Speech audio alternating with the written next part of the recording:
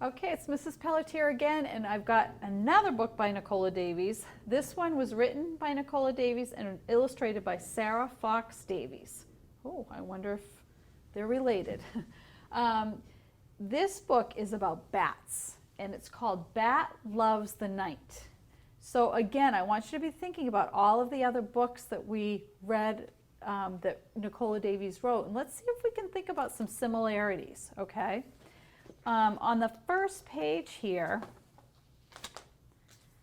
she gives you a little bit of information about bats, and she tells us that they're mammals, that they are the only mammals that can really fly, and flight has made them very successful. So mammals breathe air, right? They all have a backbone, and they usually grow hair, okay? We are mammals. But this is the only one that can really fly. There are more than 900 species living in almost every habitat from subarctic tundra to tropical forests and deserts. Birds may rule the air by day, but bats are the monarchs of the night.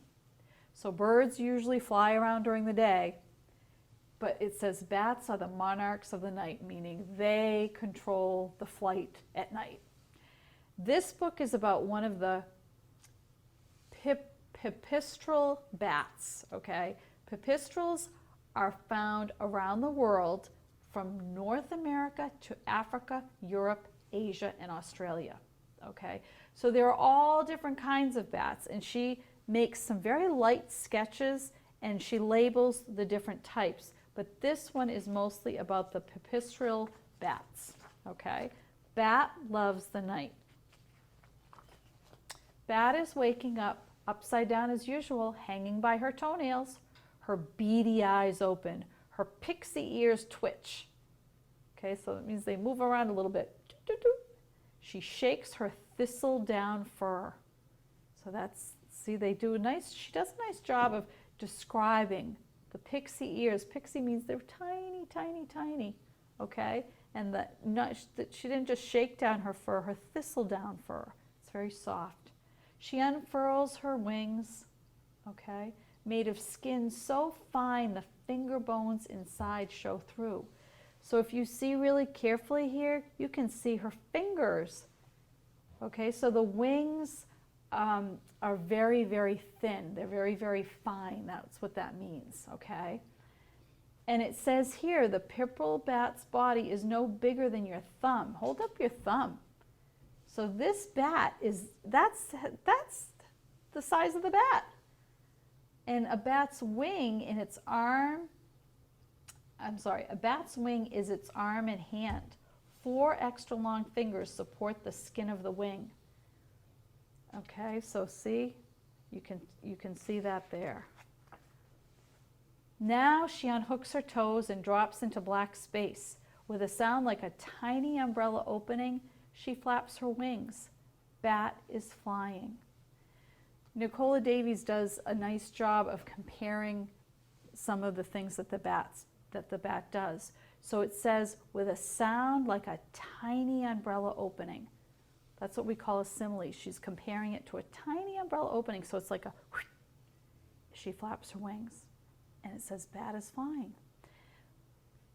Little information here in italics. Bat's toes are shaped like hooks. So it's no effort for a bat to hang upside down. Okay, so it's no effort means it's so easy because they have these tiny little hooks like toes. Out under the broken tile into the nighttime garden. So look at that. There must be a little tile in the roof that the bat comes out of. And you can see it there. She gives you a little bit of a close-up. And now they're flying out into the night. Usually people sometimes find bats in their attic, places where they can hide. Over bushes, under trees, between fence posts, through the tangled hedge, she swoops untouched. Bat is at home in the darkness, as a fish is in the water. She doesn't need to see. She can hear where she is going. Now bats can actually see, that's what she tells us. But in the dark, good ears are more useful than eyes. Okay, and we're going to learn a little bit about how they find their way. But they actually can see, but because they're nocturnal, that means they fly around at night, their hearing is actually a strength of theirs. They use that because they can't really see, it's dark, okay? So what do you think that it means that she can hear in the dark? She doesn't need to see, she can hear where she is going. Let's think about that because she's going to give us some more information about this right here. Bat shouts as she flies. Okay, so she shouts louder than a hammer blow, higher than a squeak. She beams her voice around like a flashlight, and the echoes come singing back. Let's talk about that sentence. She beams her voice around like a flashlight. Think about a flashlight. You usually take a flashlight and you take the light and you move it around. You move that beam of light, okay, the light that comes out of the flashlight. So she moves her voice almost like a flashlight, and the echoes come singing back. When she says something in it, look at this little illustration down here. She's calling something out, oh, and it's a little insect or a little fly. Her sound waves come right back to her. So that's what they call echolocation. They carry a sound picture of all her voice has touched. Listening hard, Bat can hear every detail, the smallest twigs, the shape of leaves. So using sound to find your way like this is called echolocation. The noise bats make when they shout is too high for humans to hear. So we can't really hear it, but the sound waves go out, and if they hit something, it goes right back to the bat and they hear it. It's like an echo. Gliding and fluttering back and forth, she shouts her torch of sound among the trees, listening for her supper. All is well. All is still. So she's yelling out, she's trying to find food. Then a fat moth takes flight below her. Okay, so see, she sees the moth. Bat plunges fast as blinking and grabs it in her mouth. If you didn't know what the word plunges means, look at her flying. Okay, how does that illustration help you understand what plunge means? Kind of means that she's flying suddenly, she's swooping down, and she grabs it in her mouth, but the moth's pearly scales are moon dust slippery. It slithers from between her teeth. Bat dives, nets it with a wingtip, scoops it into her mouth. So she gets it. This time she bites hard. Its wings fall away like the wrapper from a candy. Again, there's another simile. See, its wings fall away like the wrapper from a candy. Ugh. In a moment, the moth is eaten. Bat sneezes. The dusty scales got up her nose. And she gives us a little bit more information here. A bat can eat dozens of big moths in a single night, or thousands of tiny flies, gnats, and mosquitoes. Most species of bats eat insects, but there are some that eat fruit, fish, frogs, even blood. Ugh. Hunting time has run out. The dark will soon be gone. In the east, the sky is getting light. It's past Bat's bedtime. She flies to the roof in the last shadows and swoops in under the broken tile. So she goes back to where she came from. The place where bats sleep in the day is called a roost. It can be in a building, a cave, or a tree, so long as it's dry and safe. Sometimes when I'm at my house at night, if I throw a tennis ball up in the dark, bats will swoop and try to get the tennis ball. Inside there are squeakings. 50 hungry batlings hang in a huddle, hooked to a rafter by oversized feet. See, look at their feet. What do you notice about their feet? They're kind of big, aren't they? So that's why she says they hang by oversized feet. They're so little, but their feet are pretty big. Bat lands and pushes in among them, toes first, upside down again. Baby bats can't fly. Sometimes mother bats carry their babies when they go out, but mostly the babies stay behind in the roost and crowd together to keep warm. So see, bats take care of their babies just like ducks did. What else? We learned about the turtles. They all take care of their babies. Bats know her baby's voice and calls to it. The velvet scrap batling climbs aboard and clings to Bat's fur by its coat hanger feet. Coat hanger, get it? Because a coat hanger has a little hook. Their feet have a little hook so that they can hang on.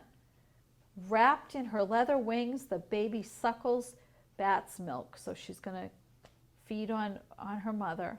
Baby bats drink mother's milk until they learn to fly at a few weeks old. Then they can leave the roost at night to find their own food. Okay, so again, it's kind of like a story where these bats are not real in this book. She's making it like a story, like the mom's going out, she's coming back for her babies. But Nicola Davies weaves some real information in here. Outside, the bats are singing. The flowers turn their faces to the sun, but inside the roof hole, the darkness stays. Bat dozes with her batling, waiting. So see down here, it says bats are nocturnal. That means they rest by day and come out at night to search for food. When the tide of night rises again, Bat will wake and plunge into the darkness. Bat will wake and plunge into the blackness, shouting, "Bat loves the night." So look at that. It comes back to Bat Loves the Night is the title. I wonder why she did that. Why do you think she chose that for the title? Bats do love the night, right? Because that's when they're most active. Okay, and again, she gives you an index with certain things, certain subject matter, and then the pages that they're on. And she says, look up the pages to find out all about these batty things. Don't forget to look at both kinds of words, this kind and this kind. And this is called the Mexican free-tail bat. That's what these look like. Okay. And now let's see if we can get some additional information about maybe why she chose to write this book. Nicola Davies loves to be out under the stars watching bats and is lucky enough to live in a cottage with pipistrelles in its roof. She enjoys learning about mammals of all kinds, and her studies have led her around the world. She is the author of Big Blue Whale, One Tiny Turtle, Ice Bear, and Surprising Sharks. And then the illustrator says that while she was painting the illustrations for this book, a pipistrelle bat flew into her studio and right onto her desk. Isn't that funny? She was doing the illustrations for this book, and the pipistrelle bat flew right into her studio, her art studio, and sat right on her desk. That's interesting. So again, another nice informative book. It's like a story, but it gives you some real facts about bats. And what I did was, and you can do this at home, you can talk to somebody next to you now, somebody who listened to the story, about what you learned about bats, okay? And I made one bat, and again, very simple. You can just do a circle for the head, kind of an oval for the body, and then an arc, and then little arcs underneath, like almost upside down smiles, and then little feet. And then I took this and just made a shape of the bat, cut it out, and I put some of the facts that I learned. Bats search for food at night. Bats use echolocation to see in the dark. Bats sleep during the day, and bats fly like birds. And I could add more. And then you know what I could do is put it together and staple it and make a little book about bats. So you could do that at home if you want. All right. So I hope that you enjoyed Bat Loves the Night. Again, we learned a lot of neat information from Nicola Davies.